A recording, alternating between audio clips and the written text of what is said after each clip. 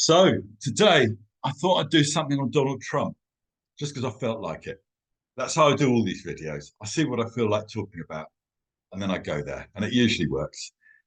And it's like it's walking into the lion's den with Donald Trump because we can't talk about him.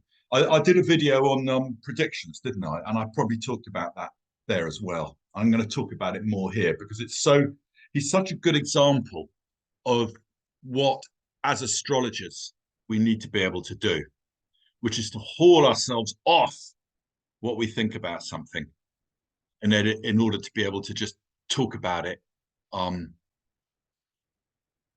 as it is. Got the cat staring at the window, wanting to come in, and I'm ignoring him, and I'm not going to let him disrupt me too much. Actually, I am. I'm going to stop there for a moment. I'm going to pause the recording.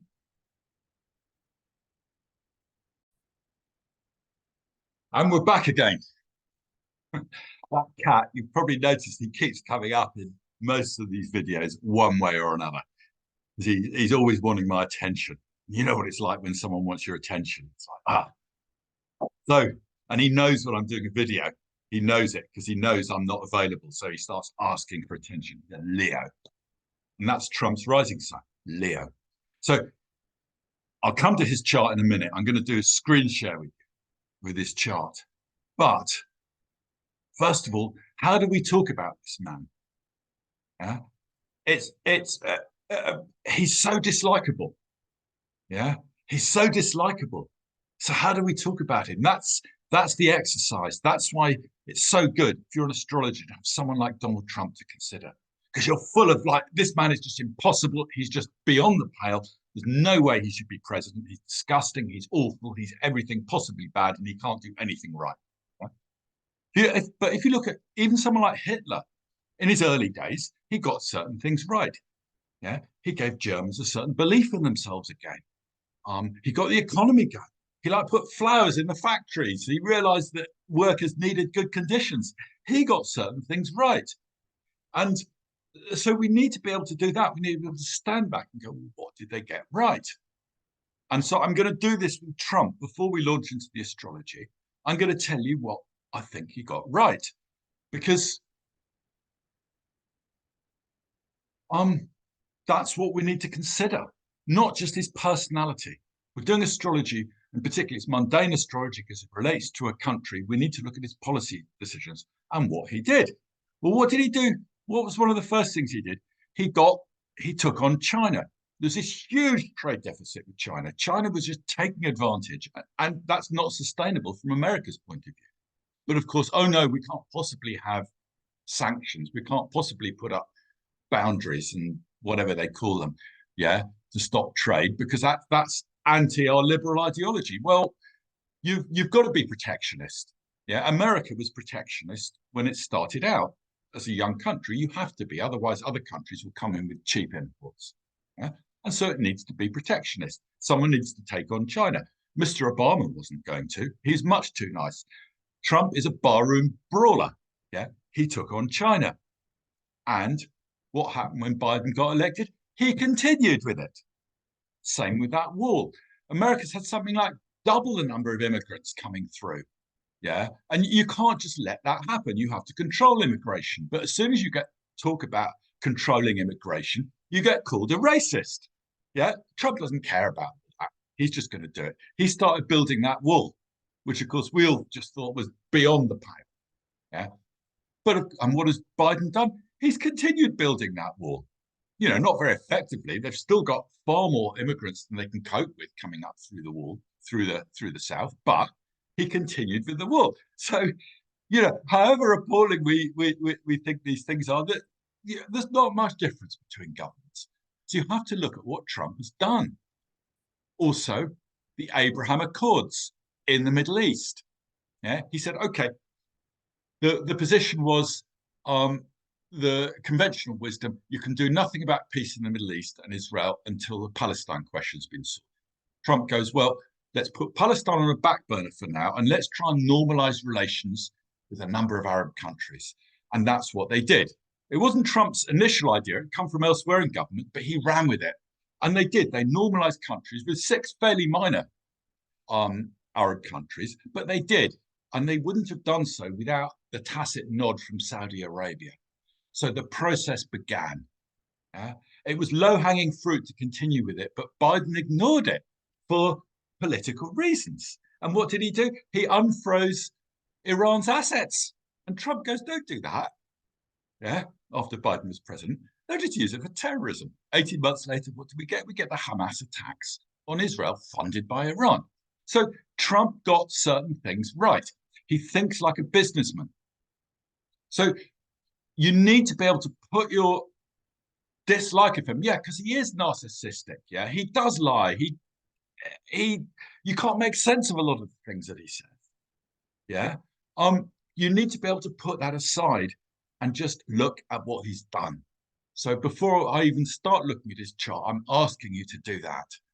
Yeah? We need to be able to look at what he did beneath all the other stuff, because he thinks like a businessman. He makes certain business decisions. He says to NATO, the other members of NATO, you need to pay your way. We can't just have America doing most of the funding. He's quite right. He says to Japan, we can't just protect you militarily unless you stump up more money as well. He's completely right. He thinks like a businessman. Good. So I wanted to establish that ground before I continued. I'll come back in a minute. Right, back again, and I'm doing some screen sharing now. Here we have Donald Trump's chart. Hope you can see it okay. It's putting a little widget stopping me see it. Right, okay.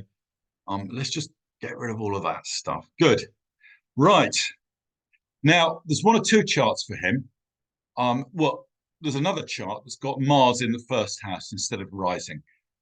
I'm not sure which one is correct, but I'm going with this one.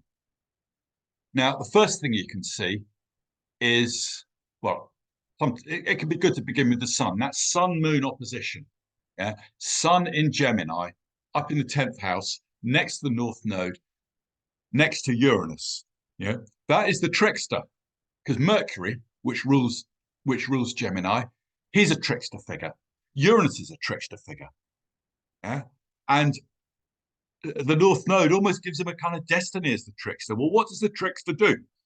He turns things upside down.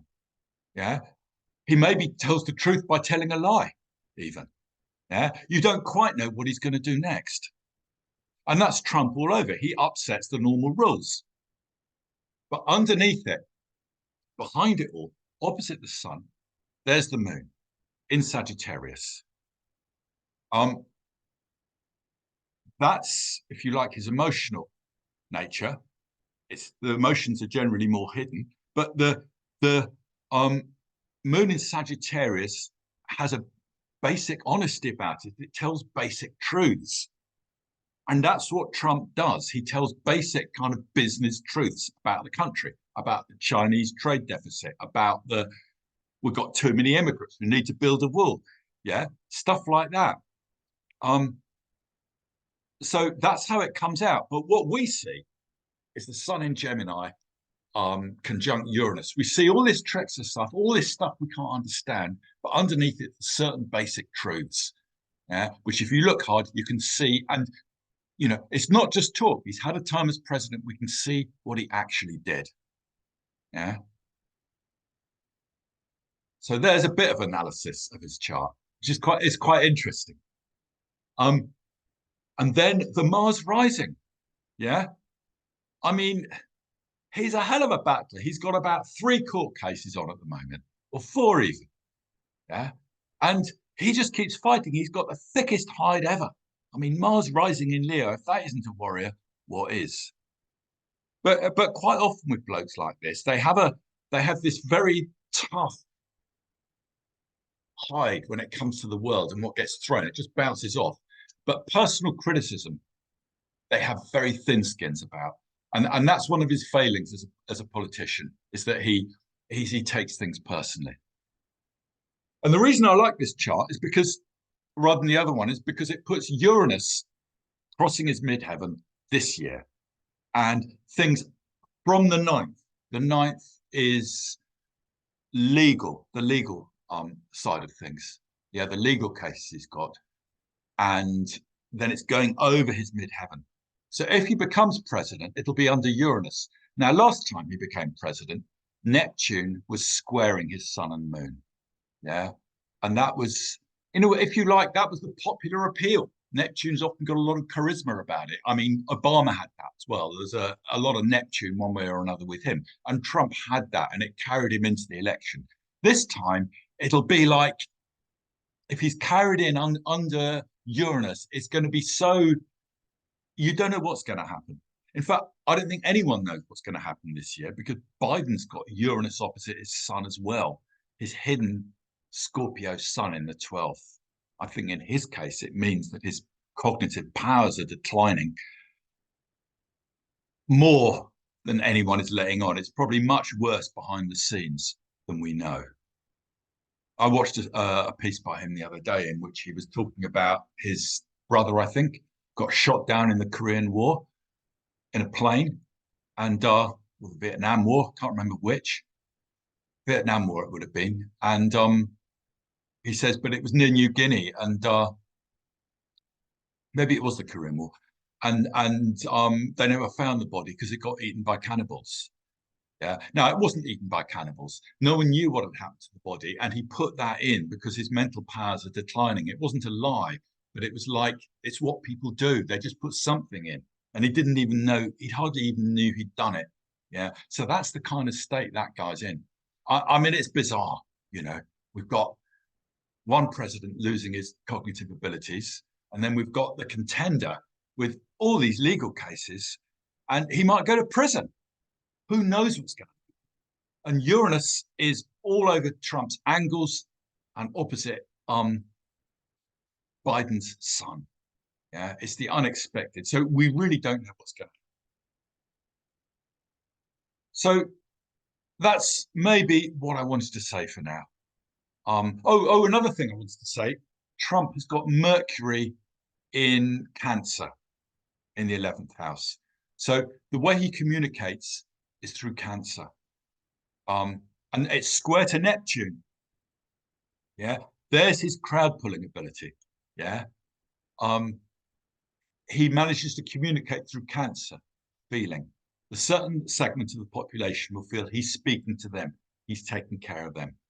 Yeah. And that Neptune gives that collective appeal. So that's interesting. Yeah. And of course, behind it, you've got this trickster with his businesses and truths, and all this personality, which is so, egregious in many ways. I mean, my personal opinion is that in denying the outcome of the last election, saying that it was a stitch up, it wasn't, no more than any other election is. He was undermining the basic trust that people have in the system, and that is really egregious. You don't do that. Yeah. But that doesn't mean he doesn't get other things right. We need to be able to weigh these things up. So, I don't know. Maybe I'll end there.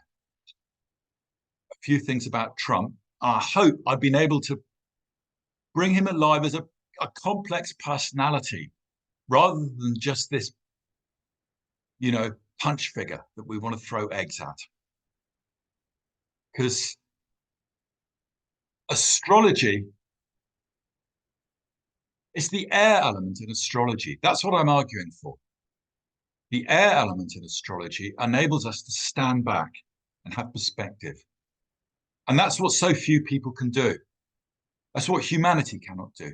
Humanity sees what it wants to see, believes what it wants to believe, yeah, because it's part of who we are.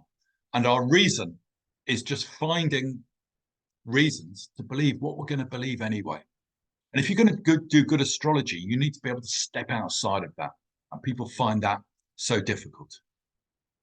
But if you can do that, if you can actually, in Donald Trump's case, look at the things he did and have an opinion on them, instead of looking at him and going, yuck, yeah, then you'll be able to do some astrology. But if all you can do is look at him and go, yuck, yeah, you can't do any astrology on him. You can't do any astrology on anyone if you do that. It's like, yeah, you still go yuck. I'm not saying get rid of the yuck, but you need to be able to put it to one side for the moment while you're doing that. Okay, I think I've come to an end of this one for now. So we'll finish there.